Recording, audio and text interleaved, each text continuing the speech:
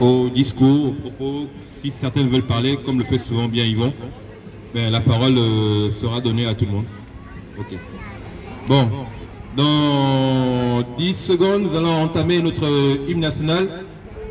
Chers Gabonais, on peut se serrer, s'il vous plaît. C'est important pour les images et pour nos compatriotes au pays.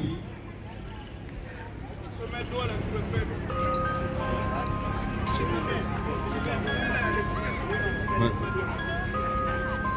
On va entamer l'hymne national. Parce qu'il y a Farjon qui a un avatar qui se connecte pour regarder ce qu'on fait, comme a fait Ali. Et Ali, ça lui donne un AVC, donc il faut faire attention. Bon. Le problème, c'est que là, il y a le contre-jour. Ah ouais. Pour notre Gabon, nous devons nous serrer. Notre Gabon, nous devons rien lâcher. Malgré les tensions, l'objectif principal, c'est la libération du Gabon. Quels que soient les moyens utilisés ici et là. 1, 2 et 3. Unis dans la concorde et la fraternité. Éveille-toi Gabon, une aurore se lève, encourage l'ardeur qui vibre et nous soulève. C'est enfin notre essor vers la félicité. C'est enfin notre essor vers la félicité.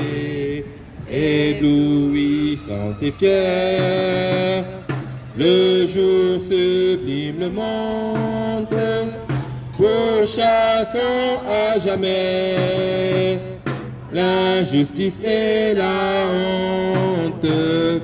Qui monte encore et calme nos alarmes, qui prône la vertu et repousse les armes, unis dans la concorde et la fraternité.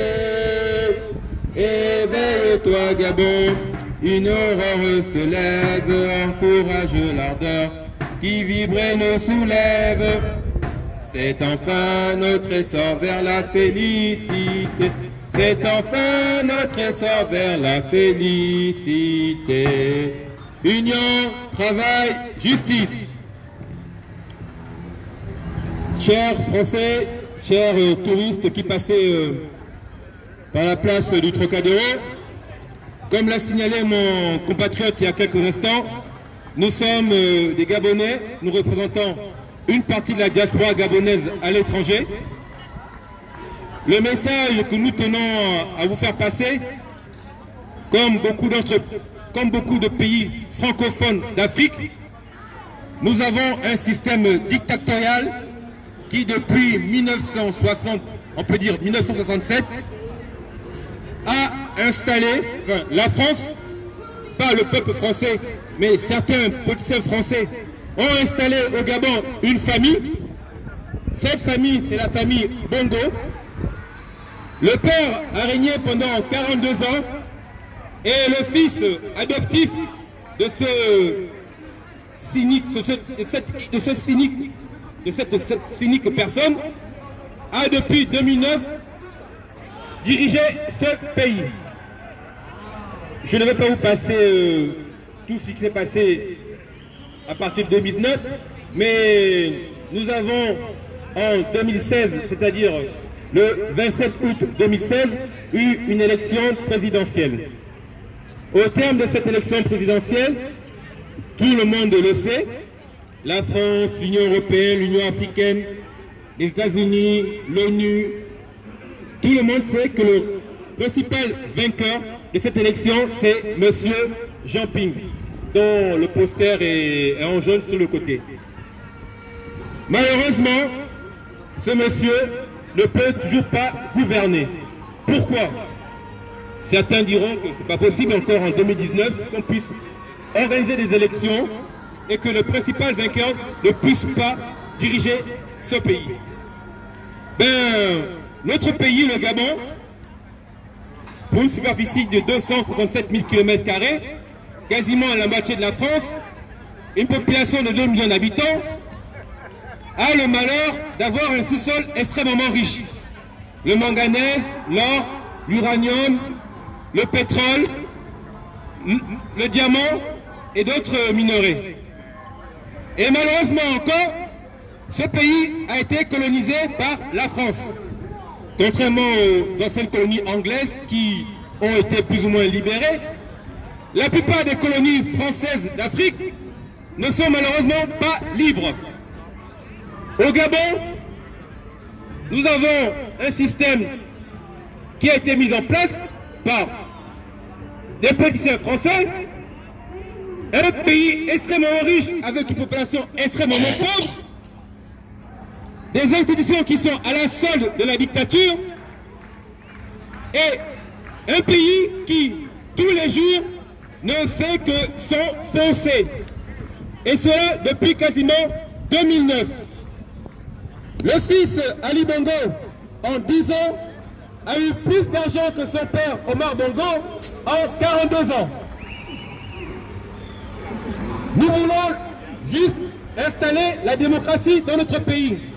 À chaque élection présidentielle au Gabon, c'est le qui perd gagne. Celui qui perd s'impose par la force et celui qui gagne ne peut malheureusement pas gouverner. Nous, peuple gabonais et membres de la diaspora, avons décidé cette fois-ci que ce cynique jeu ne pourrait pas continuer éperdument.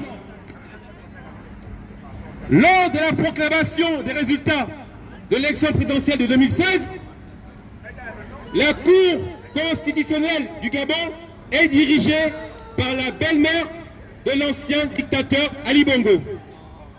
Cette belle-mère était l'une des femmes de l'ancien dictateur Omar Bongo. Il s'est passé au soir de cette proclamation un massacre qui ne dit pas un massacre sans précédent dans notre pays. Le candidat qui s'est imposé par la force, M.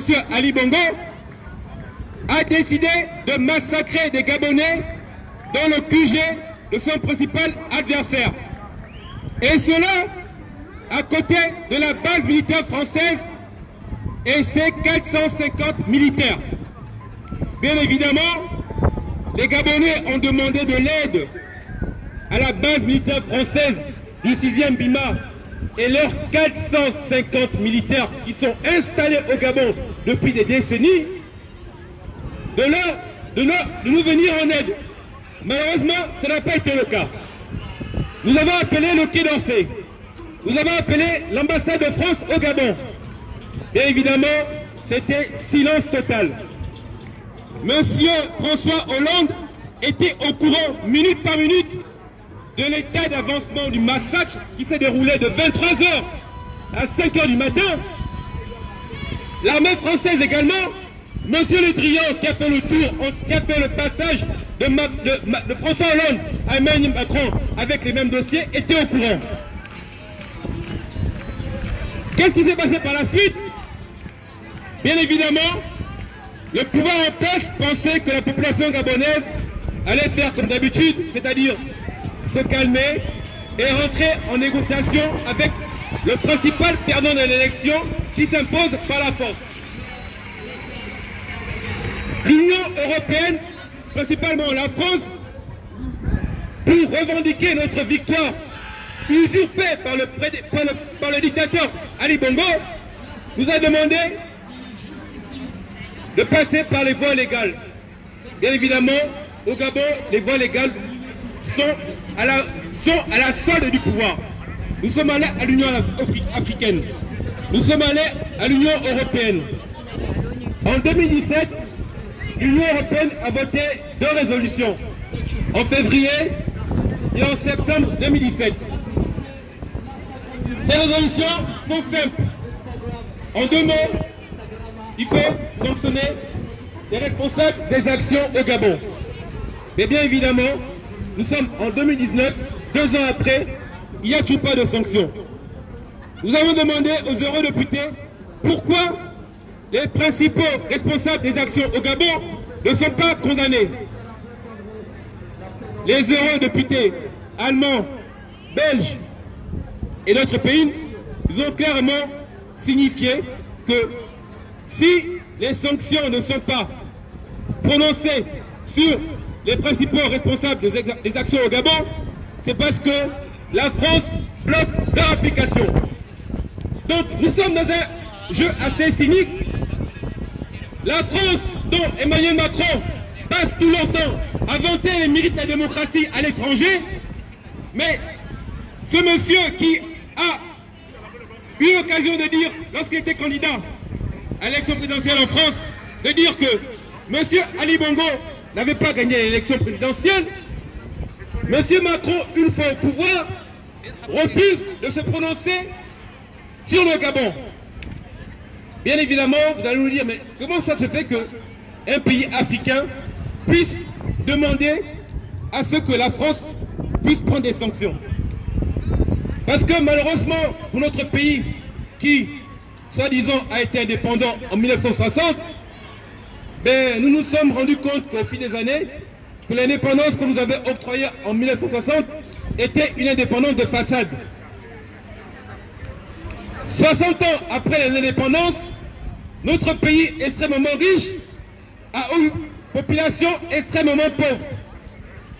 L'espérance de vie au Gabon ne dépasse pas les 60 ans. Le système éducatif au Gabon est moribond.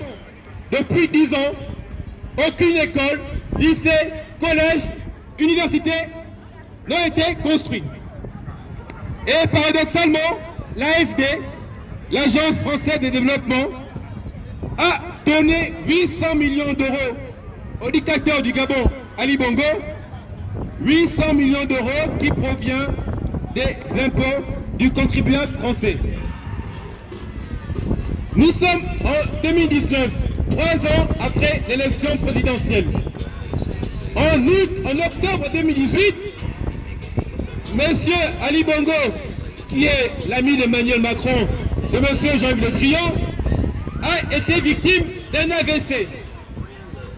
Ce monsieur a quasiment 60 ans, diabète passif, et depuis quasiment 2 ou 3 mois, on nous fait comprendre qu'une personne ayant du diabète, ayant subi quasiment tout l'AVC, on nous fait comprendre que cette personne, à l'heure actuelle, est en état de diriger notre pays.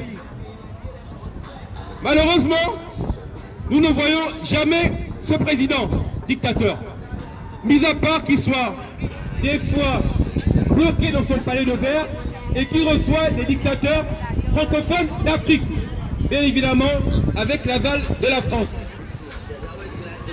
Ce que nous faisons ici dans la diaspora, nous ne faisons que transmettre le message de la population gabonaise. Bien évidemment, la population gabonaise, à l'heure actuelle, grogne. Nous avons au Gabon 14 000 ressortissants français qui vivent en toute quiétude. Bien évidemment, ces ressortissants français ne sont pas au Gabon pour des raisons humanitaires.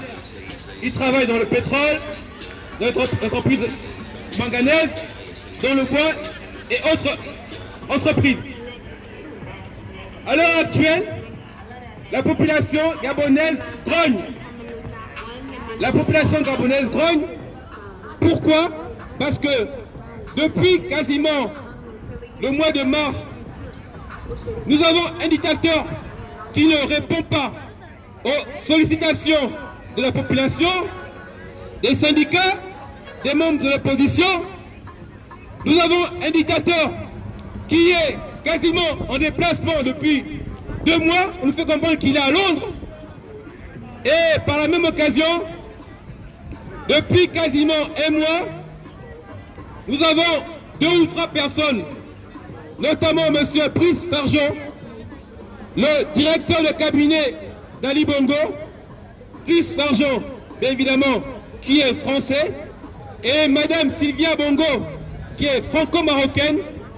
Ces 2 personnes qui ne sont pas de nationalité gabonaise se mettent à diriger notre pays, qui est soi-disant un pays indépendant qui devrait être dirigé par des Gabonais. Car nous sommes un pays indépendant. Donc, ce que nous demandons aux autorités françaises, aux politiciens français, c'est que le jour où le Gabon se mettra à exploser, comme ça a été le cas en 90 et en 2016, il ne serait pas sûr que vos 450 militaires français puissent protéger les 14 000 ressortissants français qui vivent au Gabon. Nous, dans la diaspora, nous ne sommes pas les plus violents. Nous ne sommes là que pour transmettre le message des Gabonais vivant au Gabon.